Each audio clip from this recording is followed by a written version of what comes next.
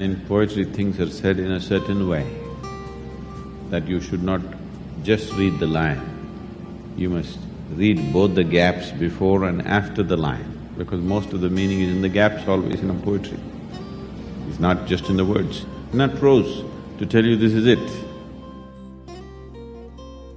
The idea of writing poetry is to exercise your mind and your heart to feel the meaning, not just to understand the meaning from the words that are said.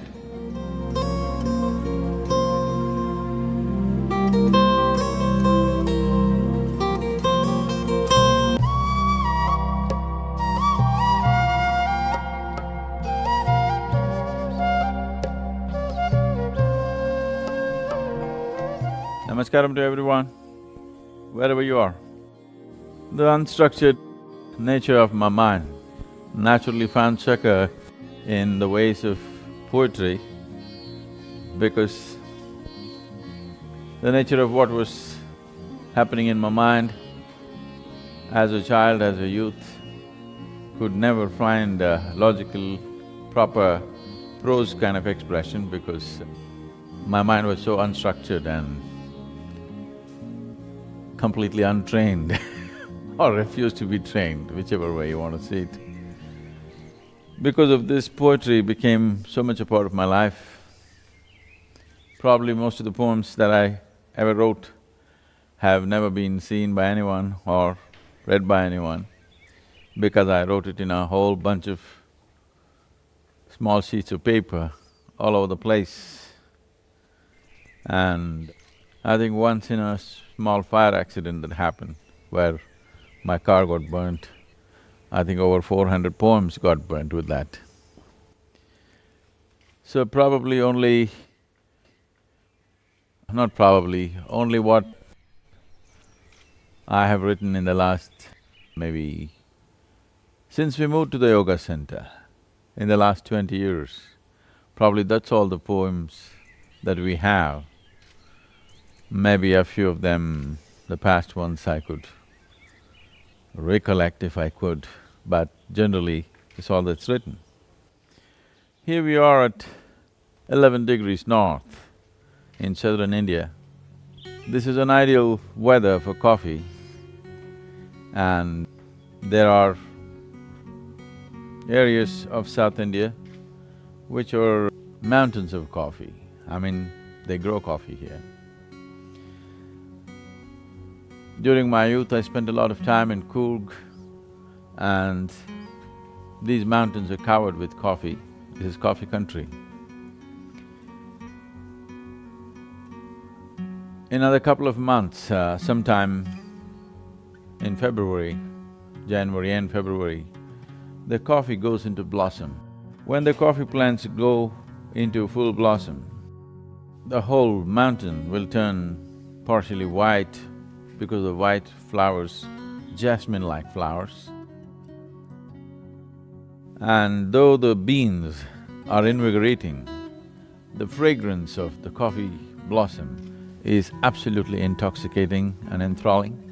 It's very difficult to explain or articulate this experience. Many times I have felt it, and a few years ago, I took a few people who I wanted to know this and experience this. And being there in a coffee mountain or a coffee estate, as they're known, it was inevitable I had to pen something about coffee. Tamil Nadu now, though not much coffee is grown here in Tamil Nadu, except in Yerkard, which is close to Salem. But Tamil people are coffee drinkers. They wake up to the day not because of the sun, mostly because of the coffee. And they kind of mastered the concoction. Probably the Tamil Nadu's filter coffee stands out compared to anything in the world. They evolved a system of getting the best out of the coffee beans. Even if you give them very low-grade coffee, they will produce great coffee. Here is an ode to coffee. As the seed does not reveal the shape of the tree, the innocence of the infant face does not reveal the sage or the sorcerer to come. The white beauty of a blossom with the fragrance to rival the majestic jasmine does not reveal the enslaving, insane concoction of your beans. Half the world has surrendered to you, the other half are either ignorant of your magic or have turned ascetic and refuse to succumb to you. Of all of man's ingenuity in extracting pleasure and nourishment from the Mother Earth's breast, you stand out to be the one to inspire a fierce faith of unquenchable sort. You have overshadowed the Lord of Light. You have overshadowed the Lord of Light. As for the faithful, daybreak means you, not the sun.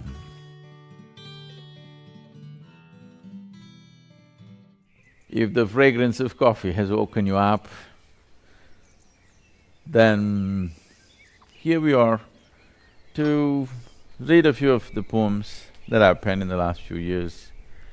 And the idea and the reason behind this is, in our effort to make the presentation of spiritual process into an absolutely scientific and a logical process, that spiritual process should not defy logic, but should be rooted in logic, which is a difficult feat because the very nature of the experience does not fit into the framework of logic. But I think very successfully we have managed to find a logical expression to a completely magical experience of life. Poetry is an in-between land between logic and magic. A terrain which allows you to explore, make meaning of the magical, but still being able to have some kind of footing in the logic. Here's another one. This is called a firefly. I remember I was around 9 years of age when with my family, I traveled to a place called Subramanya in Karnataka, a fabulous place which I have visited many more times later, with finding much more meaning in this place. This is a place where Lord Subramanya or Kartikeya or Armuga as he is known here in Tamil Nadu, or Muruga, for the last time he washed his bloody sword and walked up the mountain. This is a place where he meditated and bathed in the river and walked up the mountain to shed his body. When I was there, we were staying in a small place and it was not as it is today, it was a very remote place, a little difficult to get there in those days. In the night, around 8 o'clock, the power went off and I looked out of the window, a huge tree full of fireflies. The whole tree was lit up with fireflies. I had never seen anything like that. The scene of this big tree with fireflies is so deeply etched in my mind. It keeps coming back to me many times.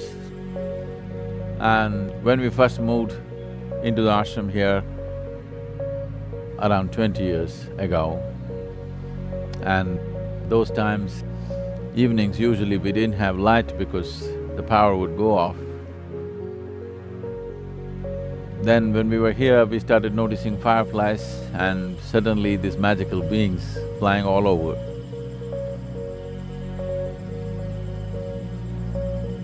So, writing something about fireflies became very natural. Earlier, probably my poetry found a big spurt when I decided to move into a remote place. My farm was very remote from the city, and I lived there alone for days and sometimes weeks on end without any contact with outside human beings. At this time, I started writing poetry about pebbles, grasshoppers, blades of grass, just about anything, and I found each one of them was substantial subject to write about. Unfortunately, none of those things are with us today. So here's a little poem on fireflies. In the moonless night, the firefly emboldens itself to flight. In the moonless night, the firefly emboldens itself to flight. The brooding darkness mocks the spirited flight of the fly delight. The brooding darkness mocks the spirited flight of fly delight. The limitless darkness could swallow this minuscule attempt of light. The limitless darkness could swallow this minuscule attempt of light. The skeptic's cantankerous laughter swept the inner spaces within me to ask. The skeptic's cantankerous laughter swept the inner spaces within me to ask, can a firefly light the world? Can a firefly light the world? Yes, firefly am I. If life's summers have warmed you, if your inner spaces have charmed you, I could set you afire and the world too. If life's summers have warmed you, if your inner spaces have charmed you, I could set you afire and the world too.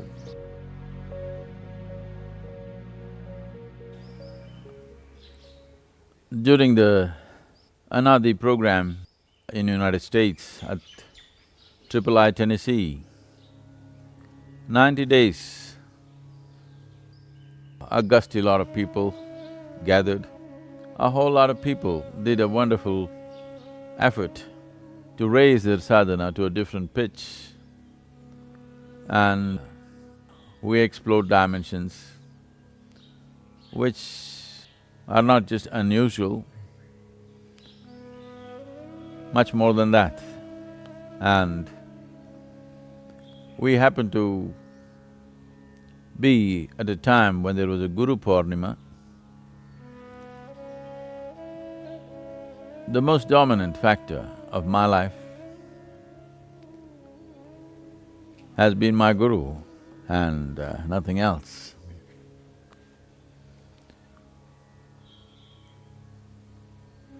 Even today in my mind, more than in my mind, literally in every crevice in my body, every pulsation in my system, and my very energy has… it's just his presence which is the most dominant within me. To keep it this way has been easy for me because I don't have a mind of my own.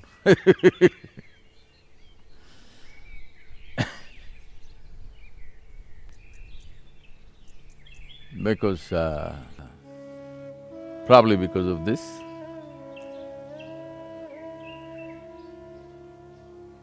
just about everything reverberates, which is not me but way beyond me, way bigger than me.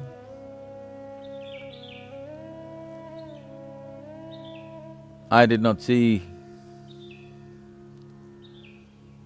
my Guru as a man who touched me.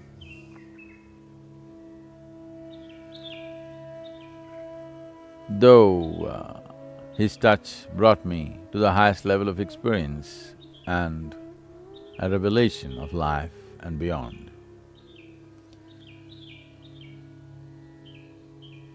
The old structure within me somewhere would not accept it, in the sense unless it came from Adi Yogi, unless it came from Shiva himself, it's not real. So the compassion of my master made himself, turn himself into that form.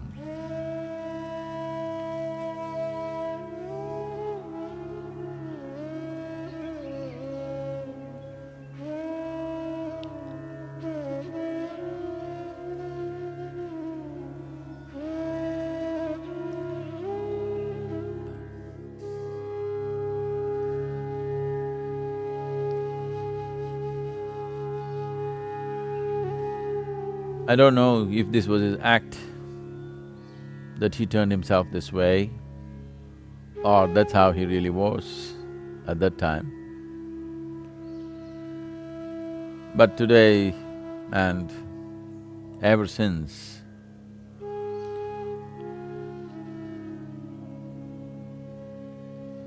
this has left me in a place where I don't have to make any attempt to know anything. Whatever I need to know, he and he are there so it's just there all the time. So on this Guru Purnima, about these 5 little poems tumbled out of me within a matter of 5 to 10 minutes. I'm not a great crafter of words. It is just that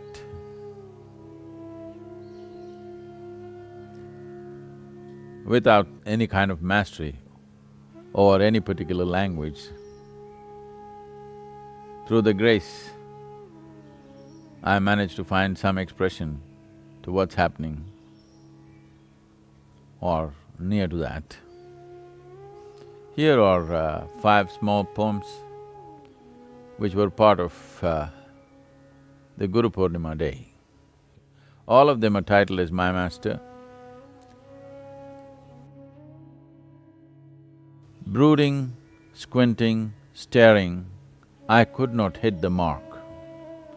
Brooding, squinting, staring, I could not hit the mark. He walks in like a wanton monarch. He walks in like a wanton monarch with a crooked stick and makes his mark. With a crooked stick and makes his mark. This is the second one, again titled as My Master. Lost, lost to life and death. Both I did, but moved me not. Lost, lost to life and death. Both I did, but moved me not. A man who walks with a stick comes to me, the able-bodied one. A man who walks with a stick comes to me, the able-bodied one. Having seen birth and death and all that life can bequeath, still sitting dumb-stuck. Having seen birth and death and all that life can bequeath, still sitting dumb-stuck. Here comes the man with a stick to have me struck with his lightning stick. Here comes a man with a stick to have me struck with his lightning stick.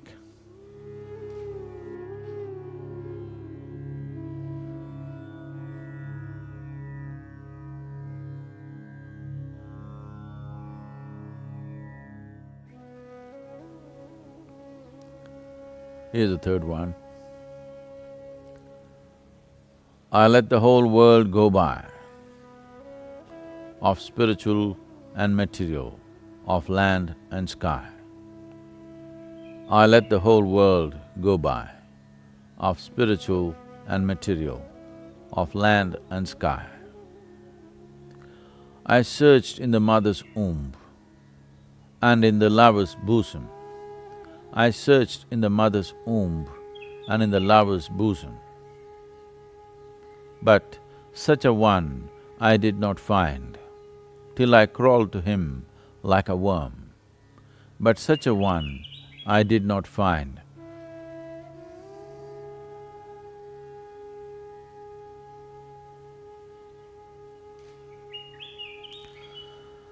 But such a one I did not find, till I crawled to him like a worm.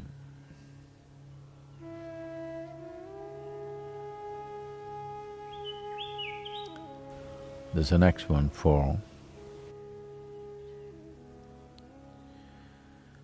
What can the poor guru do? All I have done is do and do. What can a poor guru do as all I have done?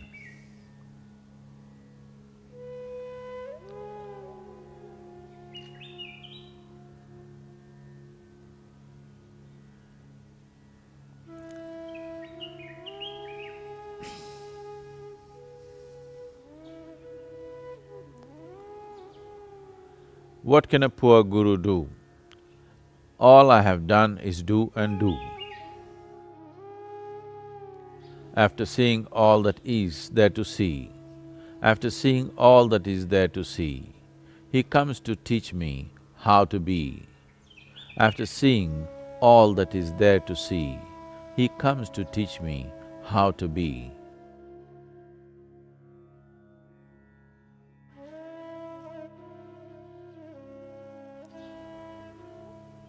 This is the last of those five.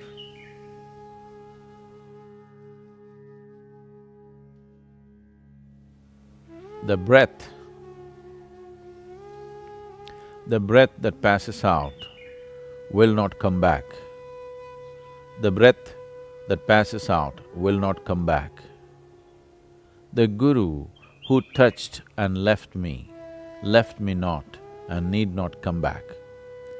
The guru who touched and left me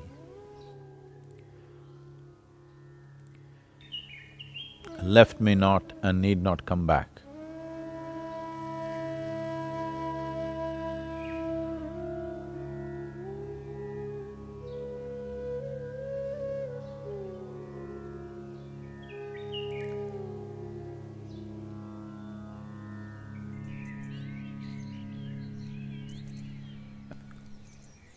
As one's awareness gains the needed sharpness or keenness, when this begins to happen, one of the first things that naturally comes into play is the breath. It's amazing how most human beings live without being aware of the breath, which is a certain level of mechanical action in the body, which is constant and continuous. It's truly amazing how so many people can live without being conscious of it. But once awareness begins to gain a certain sharpness or keenness, this is the first thing that becomes an amazing process, and no wonder breath watching, as it's known today, is probably the most practiced form of meditation. It is so basic and simple, but it comes so easy and naturally to people that it does not need any preparation. If one becomes a little conscious, naturally breath will be in the awareness. Probably this happened to me when I was 6, 7 years of age, when I started just enjoying the breath, the movement of my little chest and belly in those days, how the stomach and the chest moved in rhythm constantly. I must have spent hours and hours just noticing that. It kept me interested and engaged. It's much later that even the idea of meditation entered my life, but just the simple rhythm that's going on endlessly and you cannot ignore if you are a bit conscious. So he is a poem for the breath, the beauty of the breath and the possibility of the breath. This is titled as Divine Hand. As I see the seemingly perpetual play of breath, as I see the seemingly perpetual play of breath, the breath, the maker of my body and the taker of my being, when the timely moment comes. The breath, the maker of my body and the taker of my being when the timely moment comes. This ceaseless play of the unseen hand of the Divine, this ceaseless play of the unseen hand of the Divine, me firmly held the hand, and the Maker could not escape. Me firmly held the hand, and the Maker could not escape.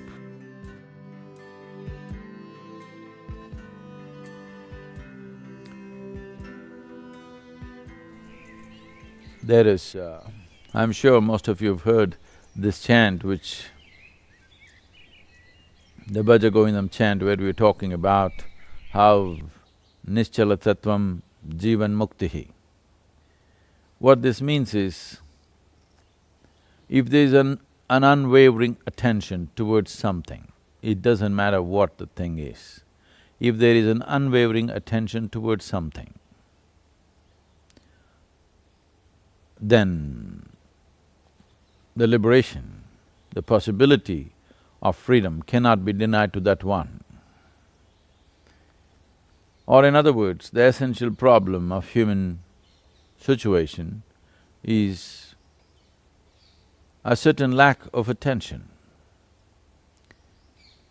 If the necessary attention is there, if the keenness of the attention and the intensity of the attention is substantial, you can open just about any door in this universe.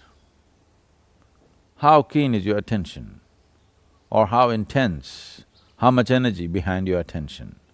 This is all that determines this. In this context, breath is a beautiful device because it is constantly on as long as we're alive, as long as we're embodied. Breath is on, and it's inevitable that you have to notice it. Probably most people notice it only when their body goes into a spasm of excessive breath. Normal breath, most people are missing it. This is not because they are not breathing, this is because they have a serious attention issue. These days, people are even carrying their attention deficiencies like some kind of a qualification. Just bringing this attention back into your lives and particularly into the life of our children is most important, because ultimately, whether it's spiritual or material, the world yields to you only to the extent you're willing to pay attention to it. So that was about the breath. One poem from America, titled as America. This was in the year 2000. This particular day is so vivid to me, like it's happening right now. About three of us, we were kind of camped out in a small place on the Center Hill Lake in Tennessee. Center Hill Lake is a reservoir. The lake has a shoreline of over 700 miles. If you take a boat out, you can just get lost for days and not find your way back. So there was a beautiful place which one of our meditators owned at that time, and very graciously they offered it to us. And we were working on something, so we went and stayed there for a few days. Around this fabulous home, there were some real tall trees, wild, untouched forest area. And alone I ventured off into these steep slopes, and I was just struck by what I saw there. And this poem is a consequence of that. It's titled as a miracle.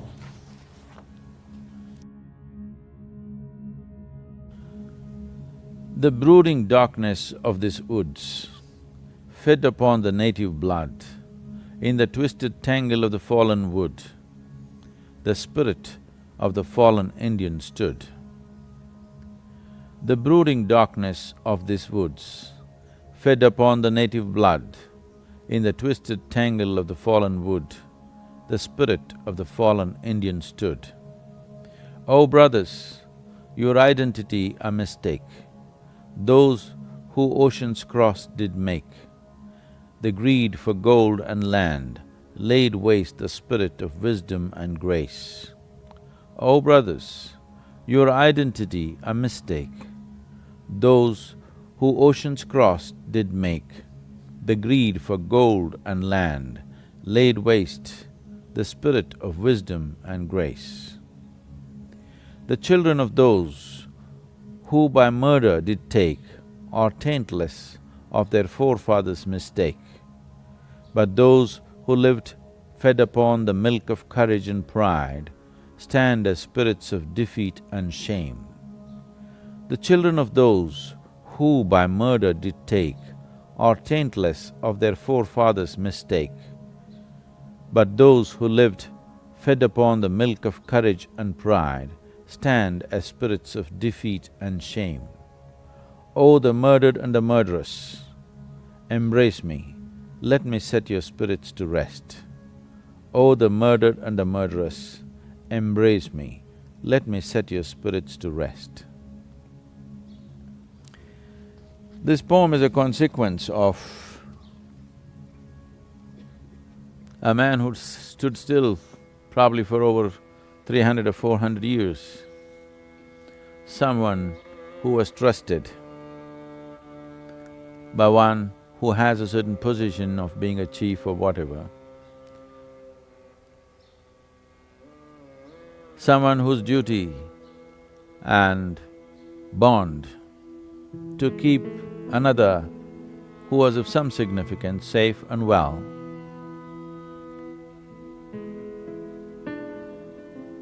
And when that which was entrusted to you, you could not fulfill and failed in keeping what was most precious to you alive, he just stood there in shame and remorse, which cannot be expressed in words. He just stood there forever. The man died, the body fell and became a part of the earth around him.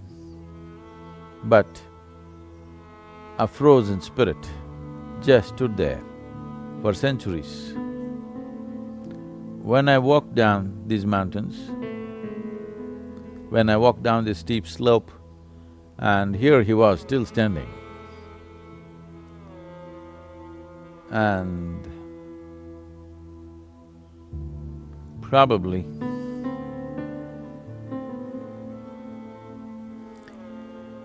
it's one of the most painful moments I've experienced in my life.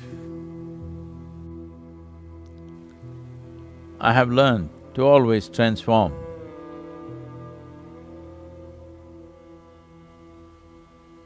pain into a possibility. Since then, I did many things in the region. And of course, one of the things is to set up the III or the Isha Institute of Inner Sciences on the Trail of Tears. Historically, this is a region which has seen tremendous amount of pain. It is known as the Trail of Tears. A whole tribe was made to walk from east of Mississippi River to what is presently Oklahoma. The adults, along with their children and elderly, had to walk, and when they walked, the old people died. The Native Americans are so particular about preserving their dead and the spaces for the dead, so they could not leave them. They carried their bodies and walked. The bodies rotted, but they carried rotting bodies and walked and walked. So this is known as the Trail of Tears, which is where we set up our Isha Center. And those who have been there for the last 7, 8 years, since we stepped on that land, they can clearly feel what we have done to that space in terms of its energy, how brooding and painful it used to be just to enter that space, and today how it is. Well, still many more things to be done. I'm in a little bit of a hurry to set up the Adiyogi temple, because once we have a powerful consecrated space, it will take on a charge of its own.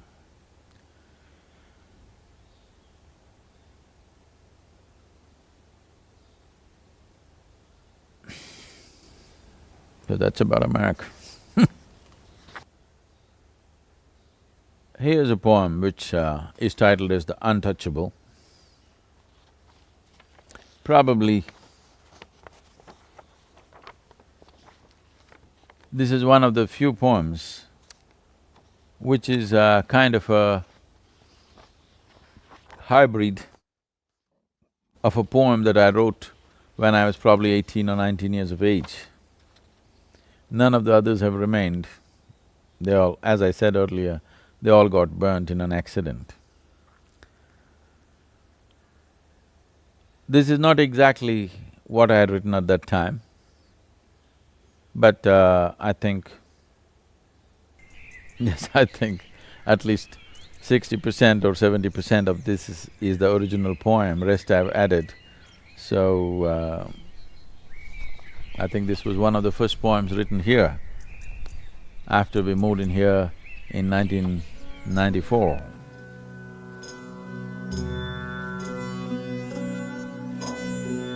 There is a land that is beyond right and wrong.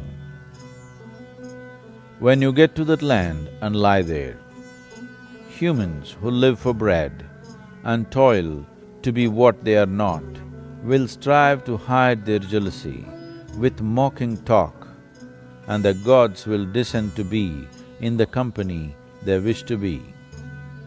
Once you have reached that land, beyond right and wrong, you never have to worry about making a mistake or going wrong.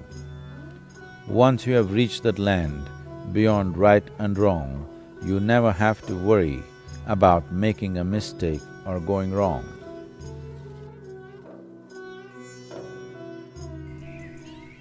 The ethos of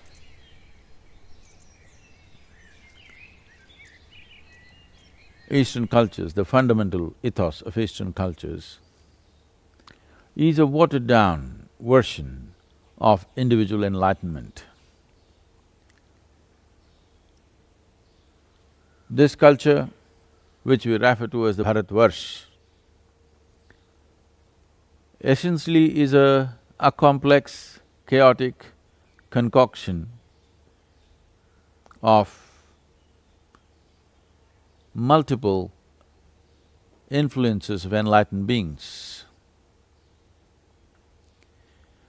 When these beings came, they did not teach morality, they did not teach values or ethics, but they taught them a way, a possibility. Because one's way was never the same as the others. Someone asked me, Sadhguru J. Krishnamurti was a master of his intellect. Rajneesh was a master of controversy. What are you? I said, I'm a master of chaos. I know how to harness chaos. I can make a chaotic situation culminate into something fantastic. So, every master had his own way. And all of this melted pretty well into the culture. You will see, except today's English-educated India, if you go to the rural masses,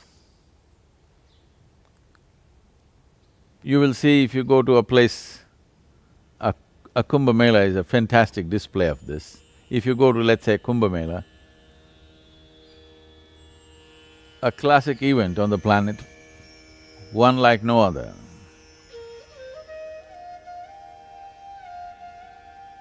Every kind of path, the weird and the wise, all perfectly fitting into each other. Nothing contradicts anything. Everything is absolutely different from the other, but nothing contradicts anything, everything fits in perfectly well.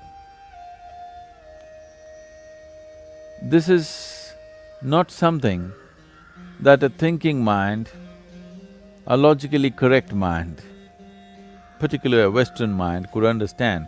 How do all these people fit together? This is because there is no right and wrong. The question is only about, has it worked for you or not? If it has worked to evolve you into a higher state of being, it doesn't matter whether it's right for me or not, whether it agrees with me or not. If it doesn't agree with me, there's always another way for me. So this is a fantastic outcome of generations and generations of enlightened beings. Each one of them, unhindered by what the previous one had said, explored his own way, expounded his own path, never in conflict with the one before him or the ones before him. So this is the nature of exploration, that it's not about right and wrong, it's about just making it happen. Is the white flower the most beautiful one or the red flower the most beautiful one? Such questions don't arise out here. Such questions have come from cultures which are steeped in morality, as to something has to be good and something has to be bad.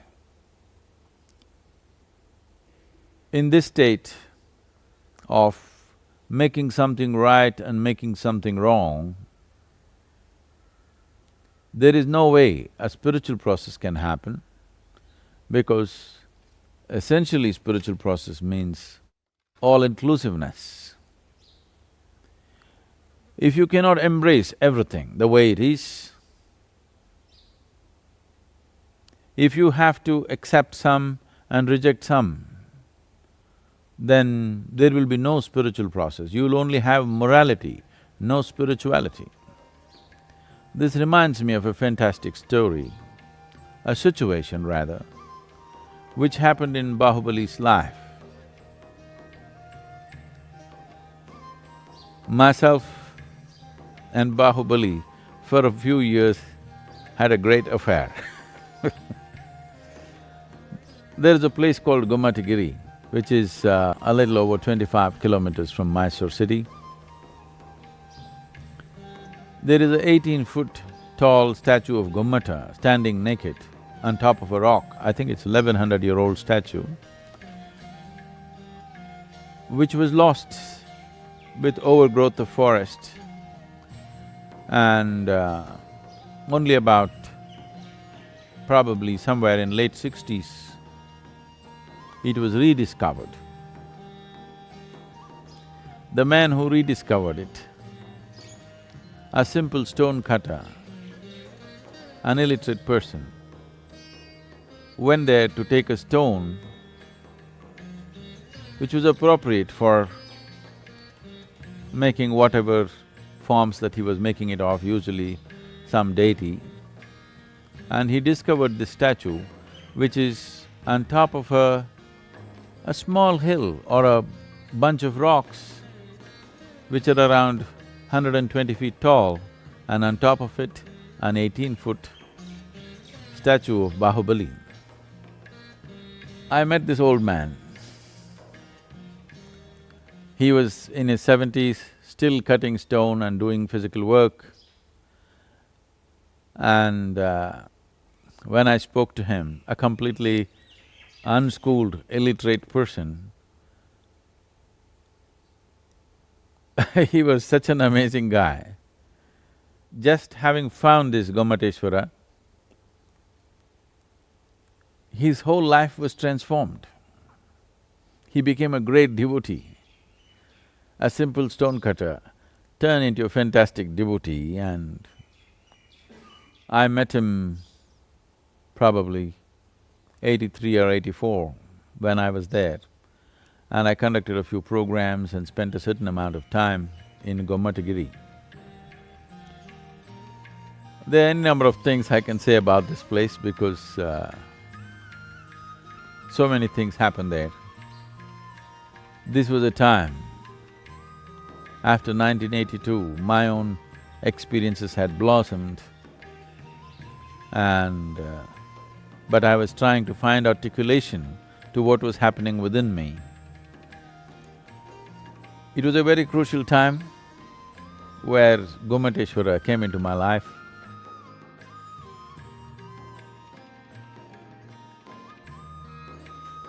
And as I said, we had a great affair. So there is a wonderful situation in Gomata's life. He and his brother fought many battles together initially. Later on, they fought against each other. After having a bloodbath, after having slaughtered thousands of people, one day Bahubali or Gomata realized, what is the point of all this bloodshed? And he went and stood in penance, naked, just there. You'll always see the statues of Gomata standing naked with vines going up his legs or his body to show that he stood there for a very long time.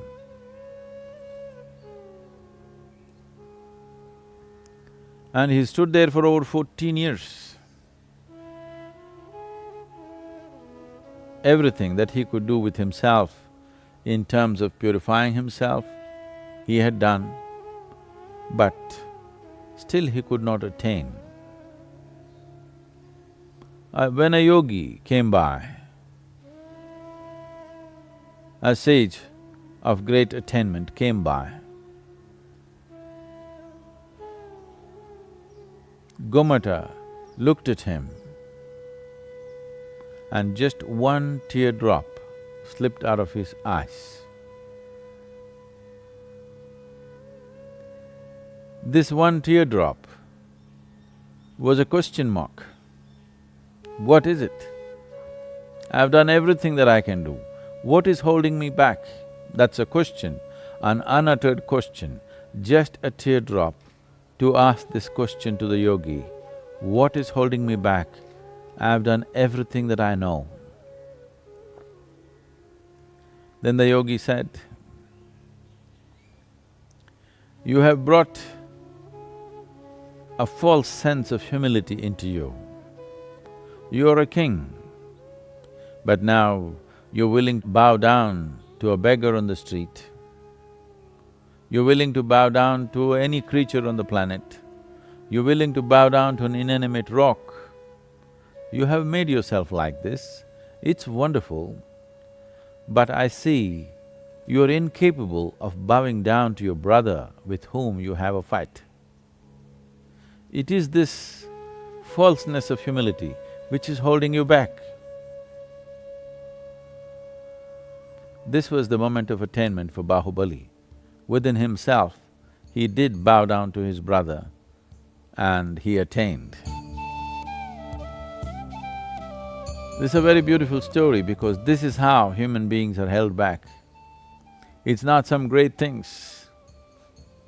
One little thing that you can't clear from your karmic space just holds you back. Is this not unfair? How many things I did, one thing holds me back. Right now, if your little finger gets stuck to this pillar, I've freed my whole body, but my little finger is stuck. Can I go somewhere? I cannot go somewhere. That's how it is. So,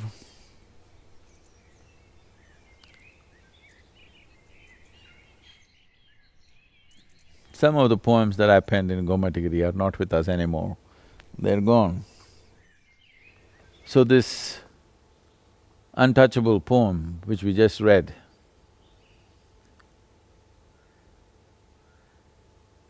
I think I have three versions of this. The first one and the second one are not with us anymore. This is the third one, the third version. Right now the whole country is abuzz with women's issues. I think long overdue, but a land, a culture that celebrates the feminine as the divine, unfortunately has not fixed quite a bit of itself as to how they should be or how they should conduct the feminine in the human form. This poem is titled as The Woman. Okay, I must tell you the background. Probably this was the last ladies' BSP I handled. This was in the Spanda Hall and there were over 370 or 380 ladies, and it was a moment when I saw them all melting and merging into each other. The fabulous energy that they created there. Bhavaspandana was in full swing. When the process was on, I just scribbled this poem on a small pad which was next to me. Woman.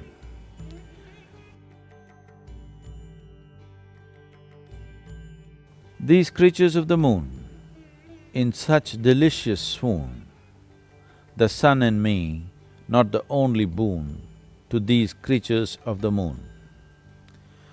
These creatures of the moon, in such delicious swoon, the sun and me, not the only boon to these creatures of the moon. Daily death, a must for the sun, to be kept and nourished in the pregnancy of the moon. It is her gracious reflection that sees him through the night. Daily death, a must for the sun, to be kept and nourished in the pregnancy of the moon. It is her gracious reflection that sees him through the night. Sun, the source of all known creation, is but born in the coolness of the moon. The Creator placed such trust in this unreasonable madness of the moon, bestowed the womb to bear and the feeding breast. Sun, the source of all known creation, is but born in the coolness of the moon. The Creator placed such trust in this unreasonable madness of the moon, bestowed the womb to bear and the feeding breast. May she flower and bloom too soon. Only then there can be worthwhile harvest, when the world knows the nourishment of this womb. In celebration will exist these creatures of the moon. May she flower and bloom too soon. Only then can there be worthwhile harvest, when the world knows the nourishment of this womb. In celebration will exist these creatures of the moon.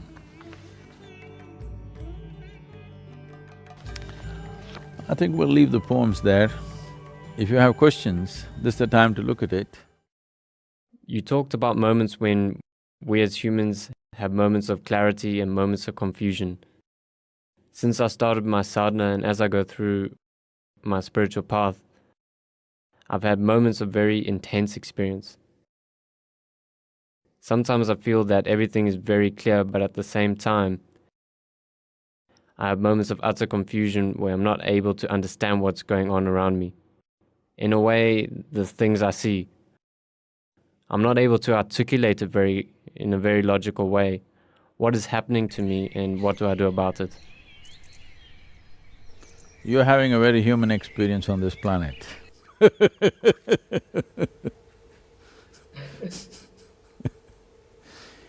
The problem with the human being is human beings are given an intellect to foray and explore so many things which are not yet their domain. A fish just remains in its water space, a tiger in its forest, everybody remains within their terrain.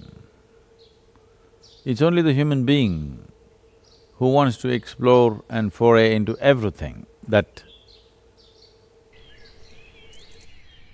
we can see or we cannot see, actually. We not only foray into things that we can see, we also foray and try to foray into things that we cannot see. We want to go into the space, we want to look at the microscopic stuff. We want to not just enjoy the outward, we want to know the inner dimension of who we are. So, these are adventures of the human mind. When you make these adventures, when you try any adventure, that means you do not know the result or the consequence of your action. That's what an adventure is. If you successfully finish an adventure, you will be known as an adventurer or you will be known as a hero in the world. If you are not successful in your adventure, you would be dismissed off as a fool who did not have the sense to stay away from what you should stay away from. So, the essence of our adventure or how adventure will be perceived simply depends on the success rate that you have. So naturally, when you foray into dimensions, either physically, psychologically, emotionally, whichever way, a certain amount of confoundedness is there. But this confoundedness is coming because you're constantly falling back on your intellect to give you a logical interpretation of everything. Confusion essentially comes because you already have conclusions about something. If you have no conclusion about anything, there will be no confusion either. The fundamental process of any spiritual path, particularly what I've been transmitting to all of you, or all spiritual paths, why? Is that you don't make conclusions. Because if you make conclusions in one space, when you move to another space, the same conclusion which gave you comfort and confidence will cause enormous amount of confusion. So the idea is to just perceive, to live, to experience, not to conclude. because conclusions or accumulations, they are of no relevance to experience that which is alive and now. So, one needs to understand confusion is a product of conclusions. This is something that you have to train yourself with, that you do not make any conclusions about anything. How do I live without making conclusions?